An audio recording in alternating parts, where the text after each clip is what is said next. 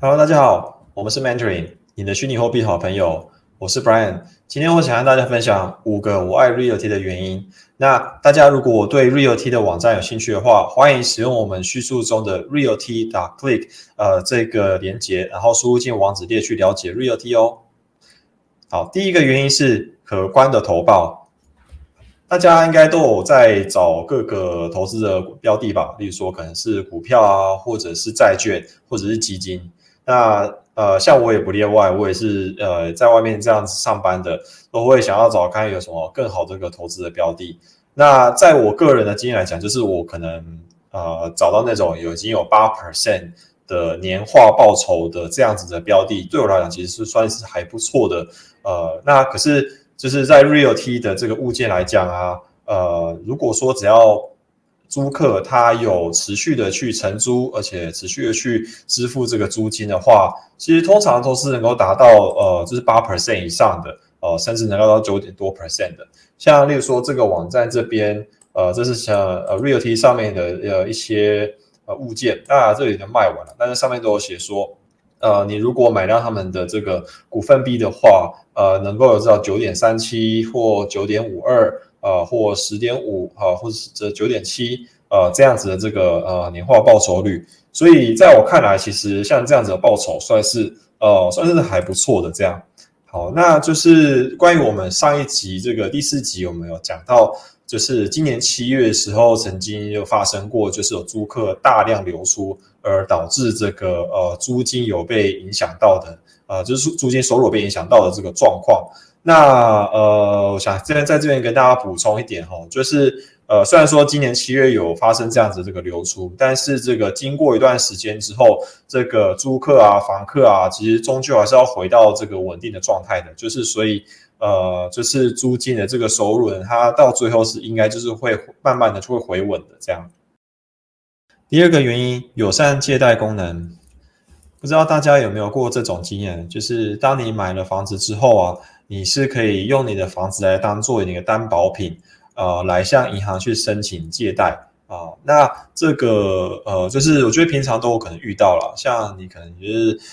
平常需要医疗费，或者是车子坏掉临时要修理，或者是房子哪里的装修有问题，临时需要一笔钱。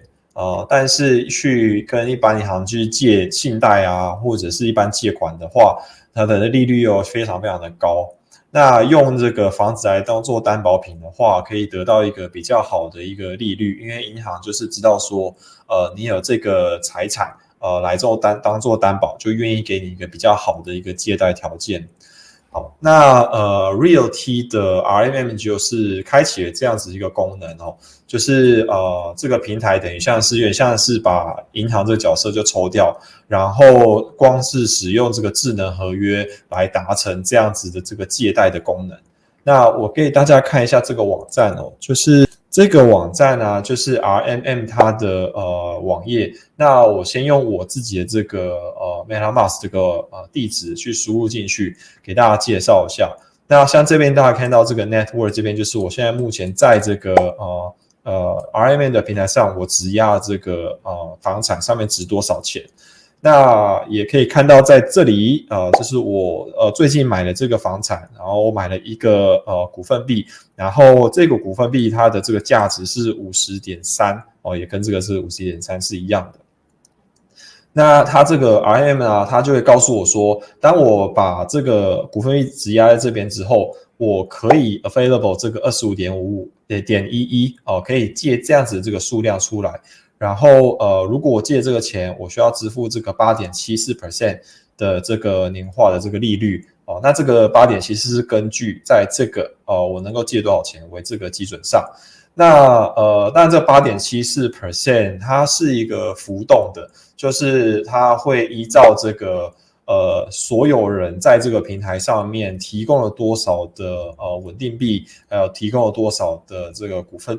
份币，然后整体来做一个平衡，拿去变化的，所以它不会是一个一直都不变的值，它会是一直在随着这个所有人的使用的状况去更新的这样。那在 RMM 这个平台上还有另外一种功能，就是当你有了这 XDAI 这样子这个Gnosis 的稳定币啊，你还可以把它直接放到这边上面来。就是把它提供出来到这边之后，你光是把钱就是放到这里，它就会给你一个 APY 这个 5.91 的这个年化报酬。那当然这个 5.91 也是会跟这个 8.7 是一样，是根据所有人在这个平台上使用的状况而去调整更新的这样子。那一般来讲就是只有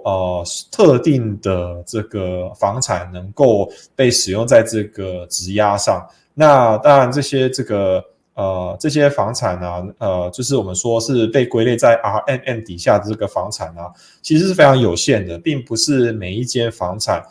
都是可以拿来做质押的。那现在就我们知道的是 RMM 的这个版本现在是V2。然后未来的几个月有听说到，就是V3 的这个版本呢，在这几个月以内有可能就会推出，那会给我们更大的这个可能性，就是把更多的这个房产都纳入进去在 RMM 的底下，然后我们就可以拿来做质押，但是这些都还在开发，还有在发展当中。所以有什么最新的资讯，我们这边得到之后也会跟大家分享。那关于这个Gnosis就是这个 RMM 的这个平台怎么使用，我们之后会再开一个比较完整一点的这个操作影片出来。那这个有兴趣的话，欢迎各位就是订阅我们的频道，去 follow 我们最新的这个更新哦。那 RM 这个平台对我来讲就是我是觉得它给我的财务上有一个很大的一个弹性，就是像我平常可能出去会有其他的一些紧急的花用或等等的话，我是可以用这个 RM 平台去借一些现金出来的。那这在我们就是这个俚语来讲，就像进可攻退可守这样，我可以拿来质押之后去买更多的房产，或者是我就是放在那边，然后等到我哪一天急要用钱的时候，我再拿出来用这样子。还有一件事情就是我刚刚执行刚刚我说的，可能我拿去买更多房产，或者是借出来现金直接使用的这两个选项，在前提之下是我还是持续的在就是赚取这个租金的收入，就是原本我买的房产，它还是一直不断的在产生这些租金的收入给我这样，所以我觉得算是一个还蛮不错的一个选项这样子。第三个原因，房产价值支持。现在市面上大部分的虚拟货币都是我们看不见摸不着的。那就是例如说比特币或者是以太币，像这些币别，他们只是你买了之后你是看不到他们的。那 Realty 的这个股份币呢，它在虚拟货币的这个圈子里面叫做 RWA token，它就算是这个 Real World Asset 就是说它是以这个有一个现实中有一个物件去支持这个币的这种类别，叫 RWA 这样。那我们买了这个股份币就等于是买了一家公司的这个股份，然后这家公司呢，它去直接持有了这间房产，所以当我们买了股份币，就是等同于就是持有了这个房产的一部分这样子。那但是像哪一天如果比特币或者是以太币哪一天如果崩跌，或者是币圈又发生了什么样很大的事情的时候，就是Realty 的这些股份币都是有这些房产它在市面上面的这个价值来做支持的那我想要跟大家介绍一下，就是因为当然这个什么房产其实它变化的这个原因也很多，就是说现在美国的这个房价的这个涨跌，还有一般人们的租金的涨跌，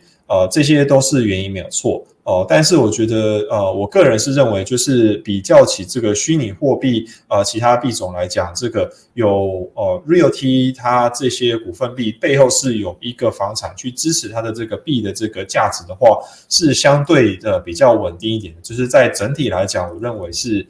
稳定许多的这样子。那我这边也跟大家介绍一个例子就是像这个房产是在底特律的一个房产。那这边可以看得到，它在Marketplace 这边往下这边有看到一个 Valuation。那这个 Valuation 点进去可以看到，这个它有2021年这个 March 22nd， 还有2022年6月17号。它这是什么意思呢？就是说这是它的首次的这个估价，就是说这栋房子这个房产它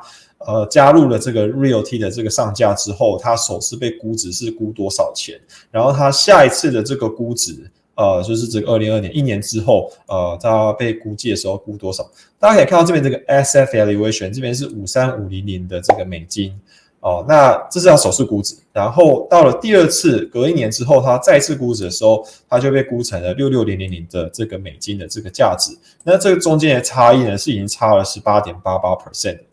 那当时的这个 token 呢，就是一个股份币，它是只有 52.87， 也就是大部分 Realty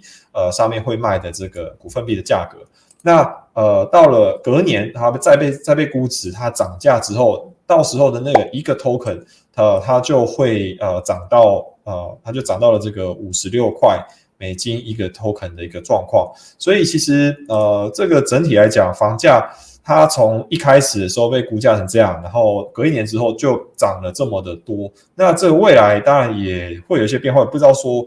是不是以这样子相等的幅度去成长，但是蛮可以确定是至少是成长也不会太差，就是这个房产因为原本是从一个相对比较低的一个价位开始去往上爬的，所以整个来讲是还蛮可观的，蛮可期待的这样子。那关于这个房产是怎么样被估计的怎么被估值，大家怎么产生的，那当然我们之后我们会再开另外一个影片跟大家说明所以就是如果对这个感兴趣的话，记得要订阅我们频道，就要持续的去关注我们有什么更新的这个影片。这样，第4件事情，资讯透明。当我在使用这个 Ironman 这个平台的时候它上面显示的这个利率都是非常的公开然后也告诉我们它是因为什么产生的变化。那这种方式其实就跟我们平常去跟银行借钱是完全不一样的事情。像我们跟银行借钱的时候，我们就是只会看到一个利率，但是我们不知道说它背后这个银行可能它拿了多少，然后为什么这个利率是这样定的这些我们都完全不会知道。那所以我觉得就资讯透明这件事情来讲，我觉得还蛮喜欢的，知道说我付这样的这个钱是给谁，然后我现在会被算是这个利率是为什么原因这样然后再来是就是 Realty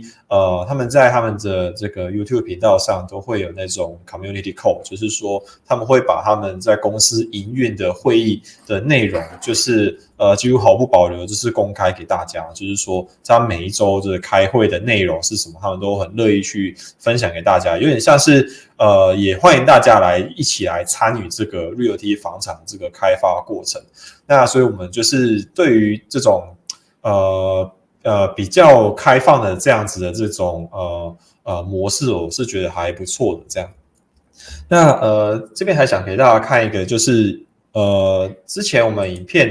有跟大家介绍过这个 dashboard， 就是这个东西。那在之前的影片我也有介绍过，那怎么使用大家可以再回去看一下。那我这边关于这个资讯透明这件事情我就觉得这个 dashboard 算是非常好的例子就是说我现在去这个 Realty Rent Tracker 上面抓来的任何一个地址，我把它放到这个网站之后我就可以得到这些资讯，就是说这个人他花了多少钱，他放了多少钱在这个房产上，然后他每一年那个报酬是多少每一天、每个礼拜、每个月、每一年他持有多少的这个股份币，然后几栋房产，这些东西全部都是公开透明的放在这边，然后甚至这些房产现在是不是住满人，还是说现在还没有住满人的这个状况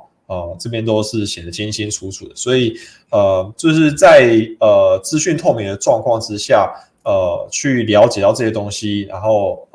去知道说其他人是怎么做的在自己再去做投资的时候也会比较安心一点，就是比较了解这个状况这样子。第5个原因，创立动机良善。在 John Mark 跟 Remy 他们这2个兄弟当初在创立这个 Realty 的时候其实以他们的这个当时的成就，在房地产上还有在虚拟货币上的成就，其实他们可以过得非常安逸，而且过得非常优渥的生活。但是他们当时并没有这么做，就是没有退休就去玩了，就是没有去就是享受他们的生活这样。但他们那个时候就决定说，他们要使用他们有的知识还有这个资源，来出来开立这个 Realty。那当时他们开立这个 Realty 最大的原因就是让世界上所有的人都能够以这个支付得起的价格 affordable prices 去能够投资到房地产所以这是为什么大部分 Realty 的这个释出的房产它每一个股份币它都是在$50上下那个 range， 因为就是要让大家都能够投资这个房地产这样。那讲到这个 John Mark 还有那个 Remy 就是之前我那个影片有刚好讲到，就是他们在那个加拿大这个有创立过比特币事务所。那个时候我只有讲那个 John Mark， 但是其实是 John Mark 还有 Remy 他们两个人就是一起都在资助还有提供了一栋建筑物给当时一起有这个理念，一起相信这个推动比特币理念的一群人们，然后给他们一个空间，然后他们就可以就是去推动比特币，教育大家，然后继续传播这些关于虚拟货币的知识给大家这样子。好，那从2019年开始就是Realty 的这个管理的团队，他们的这个流动率都是相当的低的，就是几乎是管理阶层都到现在为止都是一直还在那边工作这样。那就是大家可以想象一下，就是在一开始草创的时候就是创立一些公司，然后又要处理这个虚拟货币的这个科技的问题，然后又要处理到房地产取得的问题，然后要跟这么多业主去讨论去谈判然后就买到这么多房产。其实在那一开始的时候是相当的繁杂的，相当多的事情他们就需要去处理，才有办法提供出这样子一个服务给大家让大家去买到这个股份币那我是觉得就是当时这个流动率比较低的状况之下，然后这个当初创立的这个理念又这么良善，我是觉得这个公司的这个团队呢，就是大家都还蛮相信这个理念的，而且都是有点想要去助人的这样子的一个出发点这样。那我是觉得就是大部分那些很好的一些产品就是像不管是产品或者是服务会能够产生出来，就是因为有一群人，然后他们都非常的相信的某一个理念，然后才能够去创造出一个就是比较卓越或比较好的这样子的这个产品或服务这样子。好，那今天的这个影片就介绍到这边如果喜欢我们的影片就是欢迎点选我们那个叙述中的 realty.click 进去了解这个更多 realty 的资讯。那如果喜欢影片，也欢迎就是订阅我们的频道，然后也欢迎按赞分享。好，那我们今天就介绍到这边咯，拜拜。